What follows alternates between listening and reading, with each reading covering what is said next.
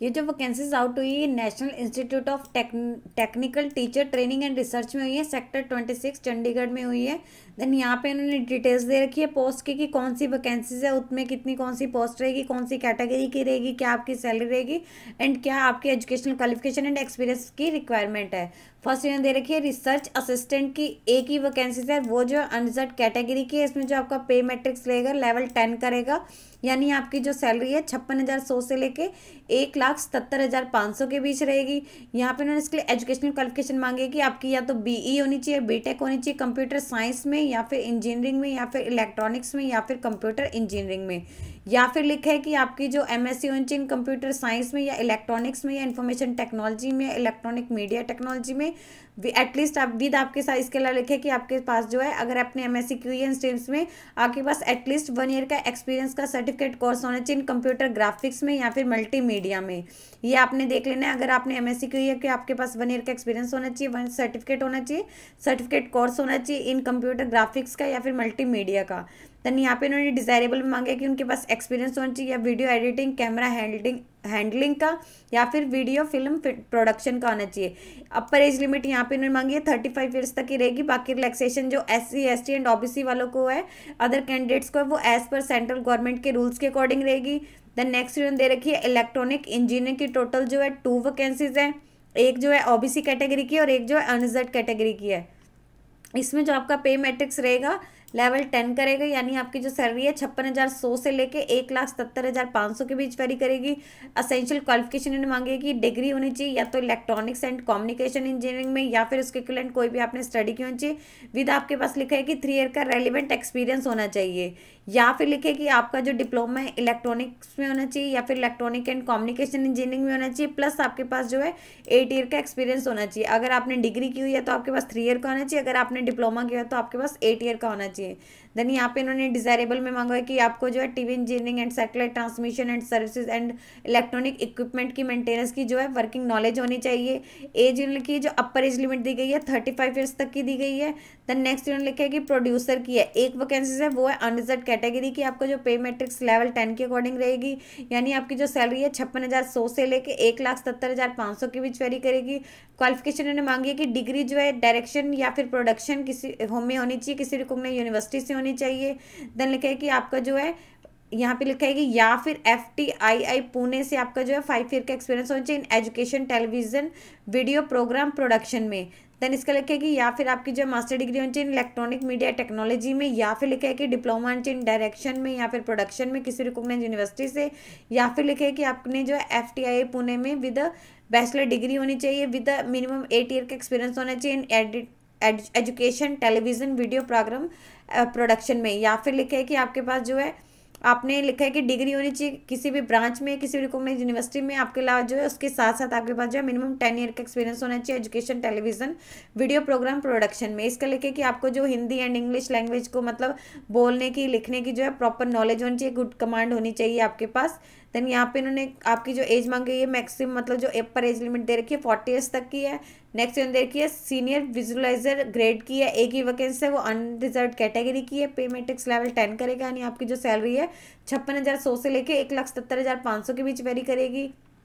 Educational qualification इन्होंने मांगी है कि आपकी जो डिग्री है ग्राफिक्स में या फिर कमर्शियल आर्ट्स में होनी चाहिए, किसी रिकॉग्नाइज्ड यूनिवर्सिटी से होनी चाहिए, या फिर आपने किसी इंस्टीट्यूट से की होनी चाहिए।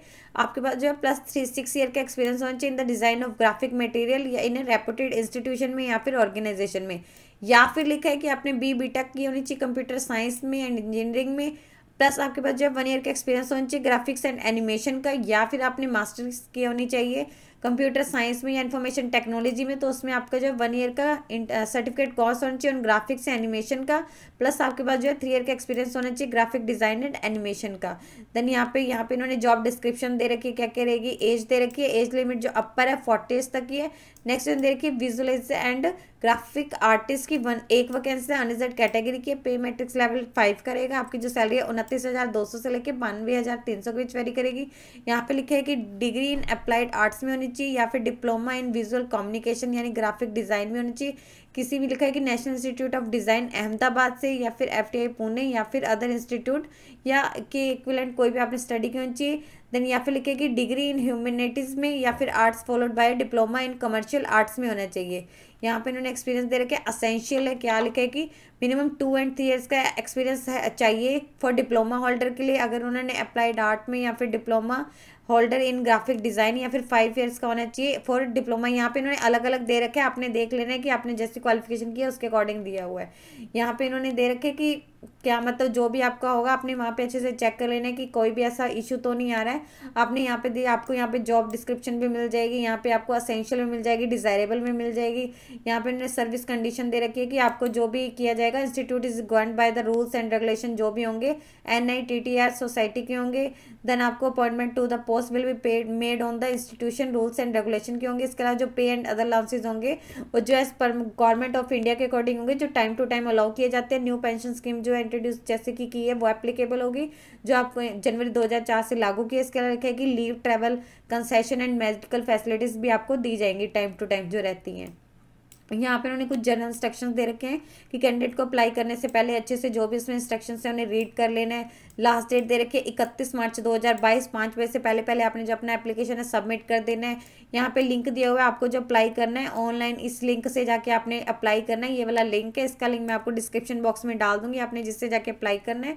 यहाँ पे इन्होंने एप्लीकेशन फीस दे रखी है, जो कैंडिडेट को एप्लीकेशन फीस पे करनी है वो 750 है। कैंडिडेट ने लिखा है कि अगर कैंडिडेट एक से ज़्यादा पोस्ट के लिए अप्लाई करना चाहता है तो उसकी जो उन्होंने सेपरेटली हर पोस्ट के लिए उन्हें अलग से फीस पे करनी है। देन लिखा है कि जो SC ST and person with disabilities and women candidate है उन्हें कोई भी फीस पे नहीं करनी है। देन लिखा है कि अगर कोई कैंडिडेट को बिना फीस के मतलब अपना जो एप्लीकेशन फॉर्म सेंड कर रहे हैं बट उन्हें फीस है एप्लीकेबल, तो उनका जो फॉर्म है सीधा रिजेक्ट कर दिया जाएगा। देन लिखा है कि जो रिलैक्सेशन है अपर एज लिमिट में वो एज पर गवर्नमेंट ऑफ इंडिया के अकॉर्डिंग रहेगी। देन जो इलिजिबिलिटी आपका जो है जैसे इन्होंने दिया हुआ है एज के या क्वालिफिकेशन का, एक्सपीरियंस का है, वो जो काउंट किया जाएगा एप्लीकेशन की लास्ट डेट तक काउंट किया जाएगा। कैंडिडेट को जो अप्लाई करना है ऑनलाइन मोड से करना है। इसके लिखे कि कैंडिडेट को अपना जो एक प्रिंट आउट है फाइनल एप्लीकेशन का, उसकी जो प्रिंट आउट है उन्होंने ले लेना है और उसको जो अपने फ्यूचर रिकॉर्ड के लिए अपने पास ही रखना है। मैंने बताया कि नंबर ऑफ वैकेंसी टेंटेटिव है, ये इंक्रीज भी हो सकती है, डिक्रीज भी हो सकती है, डिपेंडिंग जो भी उनके इंस्टीट्यूट की रिक्वायरमेंट है उसके अकॉर्डिंग रहेगा। इसके लिखे कि कैंडिडेट डायरेक्टर NITTR चंडीगढ़ के पास राइट है कि वो जो भी चाहे तो इन पोस्ट की मतलब कंडीशन उन्हीं की होगी। देन लिखा है कि उनको चाहे तो ये पूरा प्रोसेस को उन्हीं के पास राइट है, चाहे तो पूरे प्रोसेस को कैंसिल भी कर सकते हैं। इसका जो लिंक लिखा है कि will be the link for online will be available only up to इतनी, यहाँ पे 31/3/2022 तक जो है वो एप्लीकेबल होगा। देन यहाँ पे दे रखे कि आपको जो कौन कौन से डॉक्यूमेंट की स्कैन कॉपी वहाँ पे अपलोड करनी है, यानी आपने जब ऑनलाइन फॉर्म अपना भरना है। फर्स्ट इन्होंने दे रखा है आपका एज प्रूफ, आपकी जो है डेट ऑफ बर्थ का प्रूफ रहेगा, यानी आपकी एज प्रूफ रहेगा। देन आपकी एजुकेशनल क्वालिफिकेशन रहेगी, जो लिखा है कि डिटेल मार्कशीट या डिग्री, डिप्लोमा जो भी आपका रहेगा, जैसे आपकी कैटेगरी वाइज आपने चूज़ किया होगा। नेक्स्ट आपका एक्सपीरियंस होगा उसकी रहेगी, अगर आप कोई कैटेगरी क्लेम कर रहे हैं तो उसकी रहेगी। आपकी फोटोग्राफ रहेगी, अगर आप कहीं पे वर्किंग है तो आपका NOC रहेगा। लिखिए कैंडिडेट को अपने कोई भी ओरिजिनल डॉक्यूमेंट है अपने एप्लीकेशन के साथ सबमिट नहीं करने हैं। इंस्टीट्यूशन इसके लिए रिस्पॉन्सिबल नहीं होगा कि आपका कोई भी अगर ऐसा डॉक्यूमेंट है मिसमैच हो जाता है। इसके लिखिए कि जब भी आपको इंटरव्यू डॉक्यूमेंट वेरिफिकेशन के लिए बुलाया जाएगा तो आपको अपने जो ओरिजिनल डॉक्यूमेंट है वो लेके आने हैं।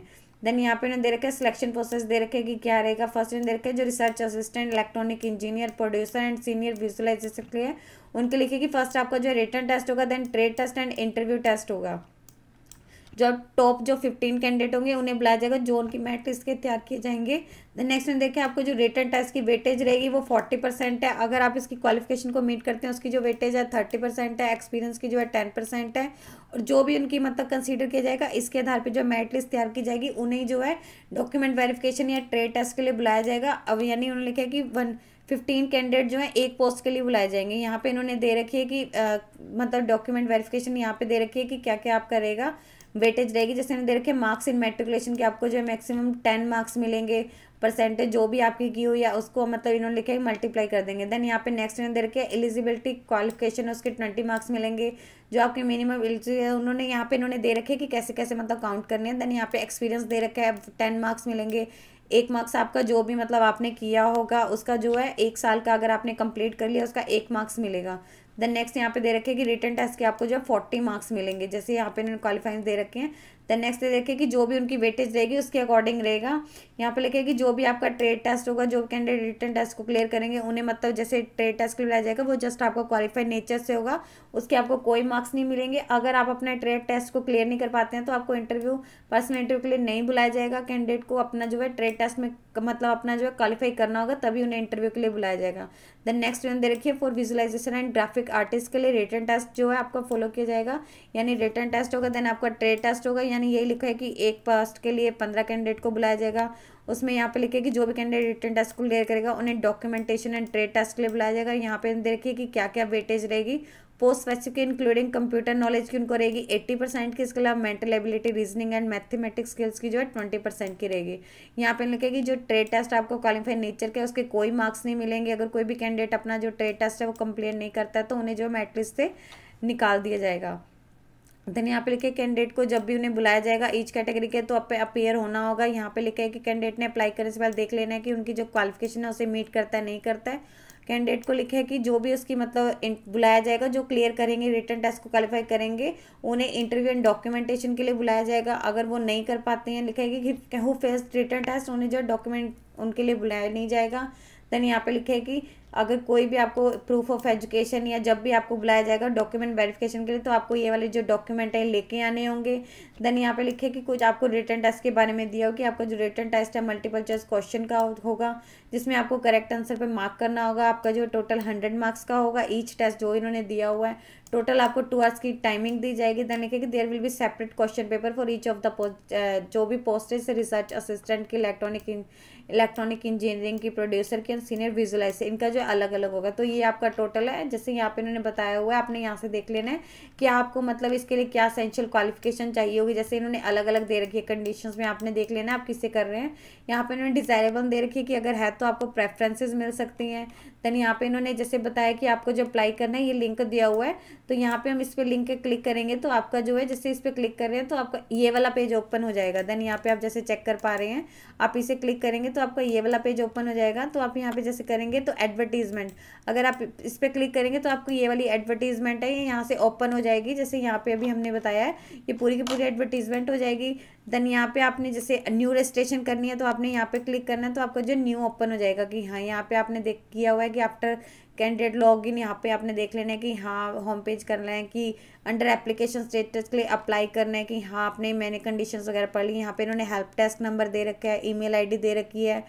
अगर आपने एक बार पेमेंट कर दी है रजिस्टर फॉर्म जनरेट कर लेना है कि हाँ वंस सबमिटेड यू कैन, अगर आपने एक बार सबमिट कर दिया तो आप उसे मतलब मॉडिफाई नहीं कर सकते हैं। आपने यहाँ पे जो डिटेल्स दे रखी है सारी पढ़ लेनी है। एप्लीकेशन फीस दे रखी है for each post non refundable है 750 की है। SC ST and person with disability उन्हें कोई भी फीस पे नहीं करनी है। अगर एक बार आपने फीस पेमेंट सक्सेसफुल तो आपने व्यू रिसिप्ट पे करना है, उसे डाउनलोड कर लेना है रजिस्टर फॉर्म को। उसके लिखे कि आपने फ्यूचर रेफरेंसेस के लिए अपने जो भी ये है रिसिप्ट या जो फील्ड आपका एप्लीकेशन फॉर्म है उसे रख लेना है, उसे प्रिंट डाउनलोड करके अपने फ्यूचर रेफरेंसेस के लिए। देन आपने देख लेना है कि हाँ क्या साइजेस वगैरह है वो आपको यहाँ पे जैसे इन्होंने दिए हुए हैं आपने चेक कर लेने हैं।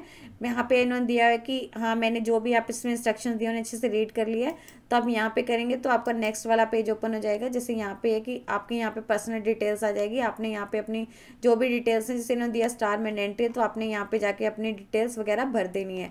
जैसे यहाँ पे इन्होंने जो साइज वगैरह दिया हुआ है वो आपने देख लेना है कि क्या है क्या नहीं है। यदि आपको इससे रिलेटेड और अधिक जानकारी चाहिए तो आप इसकी ऑफिशियल वेबसाइट पर जाकर चेक कर सकते हैं, जिसका लिंक मैं आपको डिस्क्रिप्शन बॉक्स में डाल दूंगी। यदि आपकी इस वीडियो से रिलेटेड कोई भी क्वेरी है तो आप हमें कमेंट सेक्शन में लिख के बता सकते हैं। वीडियो अच्छी लगी हो तो प्लीज लाइक एंड शेयर। इस तरह के इन्फॉर्मेटिव वीडियोस को देखने के लिए आप हमारे यूट्यूब चैनल को सब्सक्राइब कीजिए।